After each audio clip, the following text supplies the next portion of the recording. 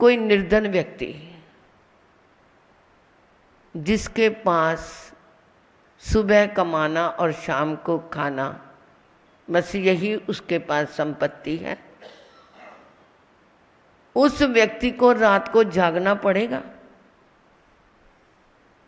उसे जागने में भी आनंद है, उसे सोने में भी आनंद है, क्योंकि वो उसके पास है ही नहीं कुछ, तो कौन चोरी करके जाएगा। इसलिए उसे चोरों का डर है, उसे चोरों का कोई डर नहीं, इनकम टैक्स सेल टैक्स का कोई डर नहीं, रेड पड़ने का कोई डर नहीं। और कोई धनवान है, हीरे मोती धन संपत्ति बहुत कुछ उसके पास है, क्या वो आराम की नींद सो सकता है? क्या वो आराम से दिन निकाल सकता है? क्या वो अपनी फैक्ट्री में हमेशा ये डर तो नहीं रखेगा कि कोई आ गया, इनकम टैक्स वाला आ गया जी, ये आ गया, क्या उसे डर रहेगा या नहीं रहेगा? तो उसकी जिंदगी क्या रहेगी? भयभीत बनी रहेगी, चैन की सांस वो नहीं ले पाएगा। तो सुखी कौन? सुखी कौन? निर्धन। सुखी वो भी नहीं है, क्योंकि उसे क्या है, अगर ये इच्छा जागृत रहे, मेरे पास तो है नहीं, पता नहीं कब होगा, मैं कैसे करूँगा, सुखी वो भी नहीं है। परंतु अगर वो ये सोचे मेरे जो पास है, मेरे को 2 टाइम की रोटी मिल रही है, मैं इसी में प्रसन्न हूँ, यही मेरे लिए बहुत है, मेरे से तो कई ऐसे हैं जिनको रोटी भी नसीब नहीं होती, तब जाकर के वो क्या हो सकता है?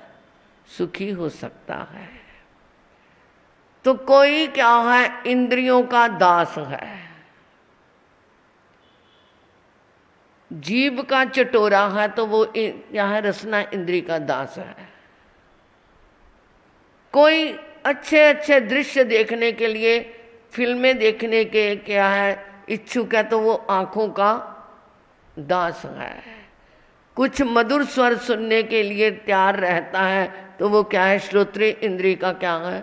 दास है। यानी कि जो अपने विषयों का दास है, वो इंद्रियों का दास है। और जहाँ इंद्रियों का दास है, वहाँ पर विषय और विकार उसको हमेशा सताते रहेंगे। वो विषय विकार रूपी चोर उसको हमेशा लूटते रहेंगे। और कई बार ऐसा होता है कि सब कुछ होते हुए भी वो उसमें बिजी नहीं है, उसमें तल्लीन नहीं है। भरत चक्रवर्ती जैसे वो हमेशा क्या सोचते थे कि कच्चे सूत की धागे से मेरे गर्दन के ऊपर नंगी तलवार लटक रही है। धागा कौन सा है? कच्चा सूत, और वो उससे तलवार बंधी हुई है और मेरी गर्दन पे लटकी हुई है। पता नहीं कब हवा का झोंका आए और वो धागा टूटे और तलवार मेरी गर्दन काट देगी। तो वो हमेशा सतर्क रहते थे। सब कुछ होते हुए भी वो इंद्रियों के दास नहीं थे। कोई व्यक्ति किसी स्त्री से बहुत प्यार करता है, बहुत प्यार, मतलब उसके पीछे उसको या अपना जीना खाना सब कुछ क्या है भूला हुआ है। समय पाकर के उसे उस लड़की के बारे में पता चलता है कि ये तो अच्छी नहीं है, इसका चरित्र अच्छा नहीं है, ये तो किसी और से इंगेज हो रही है, तो क्या वो उसे स्वीकार करेगा? एकदम क्या कर देगा? उसे छोड़ देगा, ब्रेकअप कर लेगा। आजकल तो ब्रेकअप क्या हो चुका है, एक ट्रेंड चल चुका है। परंतु वो उसे एकदम छोड़ देगा। तो जो विवेकी है वो एकदम ये जान लेगा कि ये इंद्रियों के विषय मेरे लिए सुखदायी नहीं है। मुझे सत्य के रूप को प्राप्त करना है, मुझे सत्ता को प्राप्त नहीं करना। क्योंकि सत्ता दूसरों को दुख देने के बाद प्राप्त होती है। दूसरों को मिटाकर के सत्ता प्राप्त होती है, और सत्य जो है वो अपने आप को मिटा करके प्राप्त होता है। सत्य अपने आप को मिटा करके, यानी अपने अंदर के कलुषित भावों को खत्म करके ही सत्य की प्राप्ति होती है। और सत्ता शाश्वत नहीं है, सत्य हमेशा शाश्वत रहेगा। सत्ता आज है और कल, जो आज हमें रोड़पति नजर आ रहे हैं, कल को करोड़पति नजर आएंगे, और जो करोड़पति हैं वो रोड़पति भी नजर आएंगे। परंतु जो सत्य है वो हमेशा सत्य था, सत्य है और सत्य रहेगा। विवेकी पुरुष ऐसा जानते हैं। सत्ता खोज खोज के ढूंढ ढूंढ के प्राप्त की जाती है, परंतु सत्य जो है वो अपने अंदर को ही खोजना पड़ता है। अंदर खोजते खोजते संसार में रहते हुए भी संसार में मगन नहीं होते। तो इसलिए जो क्या है, हमने उस तरह रहना है जो क्या है, एक निर्धन सुखी है। हम इंद्रियों के विषयों के प्रति निर्धन हो जाएं तो ज़्यादा अच्छा रहेगा। निर्धन सुखी है तो हम क्या हो जाएं, विषय विकारों के प्रति गरीब बन जाएं कि मुझे इनके पीछे गुलाम नहीं बनना। हमें ये चाहिए, हमें वो चाहिए, ये हमारी क्या है, ये बाहर की खोज है जो हमें क्या है, धनवान तो बना सकती है, परंतु हमें सत्य के दर्शन नहीं करा सकती।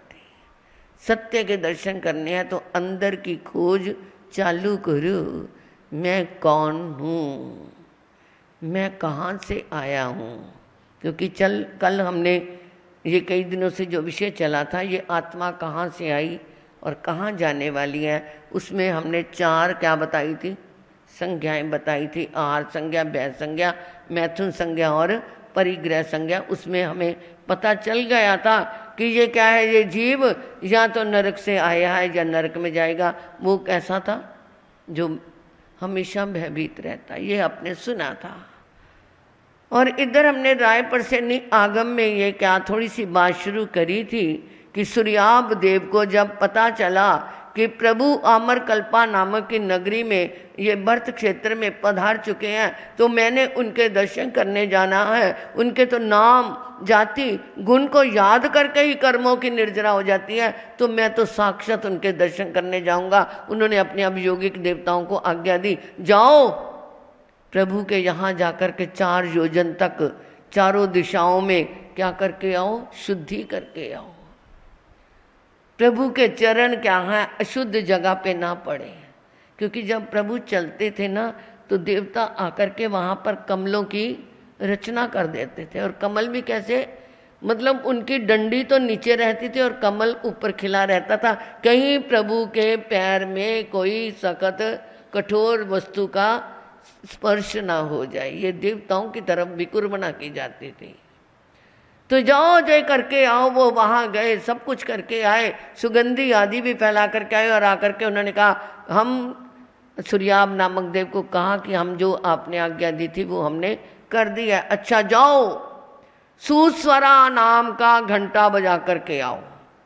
जो सुस्वरा घंटा होता है वो एक जगह बजता है, और बाकी जितने छोटे बड़े देव हैं, 4000 तो उसके समानी के देवी हैं, देव हैं, तो वहाँ पर सभी के क्या है, अपने अपने महल है। और वहाँ तक वो ध्वनि 1 लाख योजन तक जाती है। तो 1 घंटा बजा, उसकी 1 लाख योजन तक, और आगे क्या है, उस ध्वनि ने दूसरी ध्वनि को कंपित किया, दूसरी ध्वनि ने तीसरी ध्वनि को कंपित किया, करते करते वो बहुत दूर तक ध्वनि बजी। और उन देवताओं ने सुना कि हमें सूर्याभ देव ने याद किया है, ये घंटा बजा है। तो सारे, मैं संक्षिप्त में करती हूँ कि वो वहाँ पर आ गए और आकर के कहा, बोलो क्या आज्ञा है, प्रभु के दर्शन करने जाना है, यान विमान तैयार किया जाए। वो विमान ऐसा है, उसका वर्णन करूं तो सारा चमासा निकल जाए।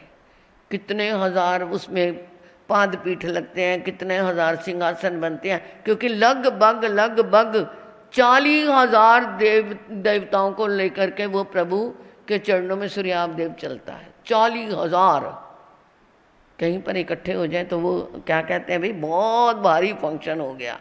परंतु वो देव था, वो क्या है, ऐसा विमान लेकर के प्रभु के चरणों में गया, दूर से ही उतर के विमान को करा और पैदल प्रभु के समूह शरण में पहुंचा और जाकर के प्रभु की वंदन किया, अभिनंदन किया, प्रभु का सम्मान किया। और क्या है, वहाँ जाकर के कहते हैं, प्रभु मेरे पास जो कुछ है वो धर्म की कृपा से मिला है, ये मैं सूर्याभ भी बना तो धर्म की कृपा से बना, तो मैं आपके यहाँ कुछ नाटक दिखाना चाहता हूँ। तो वहाँ उन्होंने एक बाजू फटकारी, 1008 देव कुमार निकल आए। दूसरी बाजू को क्या फटकारा तो 1008 देवियाँ निकल आए और उन सब ने मिलकर के तरह तरह के नाटक, क्योंकि वो तो क्या थी, एक उसकी भक्ति थी। वो चाहता था मुझे जो कुछ मिला बस प्रभु को समर्पित कर दूं, प्रभु के चरणों में अर्पित कर दूं, प्रभु का मैं किस प्रकार स्वागत करूं, प्रभु का कैसे सम्मान करूं, ये भाव लेकर के नाटक किए। क्योंकि सभी तो प्रभु की सभा में संत साध्वियाँ केवल ज्ञानी नहीं थे, जो क्या है इन चीज़ों से विरक्त रहते, प्रभु तो वितरागी थे। तो परंतु छोटे छोटे साधु साध्वियाँ भी थे, तरह तरह के नाटक देख करके, परंतु कोई अश्लील नाटक नहीं, सिर्फ भक्ति भाव से परिपूर्ण नाटक उन्होंने किए। तो वो छोटे छोटे साधुओं के, संतों के मन भी तो हो सकते हैं ना, ये क्या है कैसे है, तो परंतु उसने तो अपनी अंदर की भक्ति इतने अच्छे रूप से प्रकट करी। परंतु प्रभु तो क्या है, अपनी मस्ती में मस्त थे। उसने नाटक दिखाए, अपनी वो सारी शक्ति को वापस समेटा और प्रभु को वंदन करके वापस जा रहा है। और गौतम स्वामी प्रभु के चरणों में आए और प्रभु ये सूर्याभ देव ने ऐसा कौन सा पुण्य किया, ये कौन था पहले जन्म में जिसने ऐसा इतना रिद्धि इतनी समृद्धि प्राप्त की, ये कैसे है, कौन है, ये अब गौतम स्वामी की प्रश्ना चलेगी। और वो प्रश्न सभी संतों के, क्योंकि प्रभु के साथ तो 500-500 साधु साधुयाँ विचरते थे, तो वो सभी के मन की बात गौतम स्वामी के माध्यम से प्रकट होगी कि ये सूर्याभ देव कौन था और सूर्याभ कैसे बना, उसके पास इतनी रिद्धि विकुर्वणा कैसे आई, क्योंकि वो व्यक्रि शक्ति से जो चीज़ पैदा करते हैं उसे विकुर्वणा कहते हैं। तो वो उसने ऐसी शक्ति कैसे प्राप्त की। अब वो गौतम स्वामी की जिज्ञासा के माध्यम से सभी साधु साध्वियों की, श्रावक श्राविकाओं की वो जिज्ञासा का समाधान होगा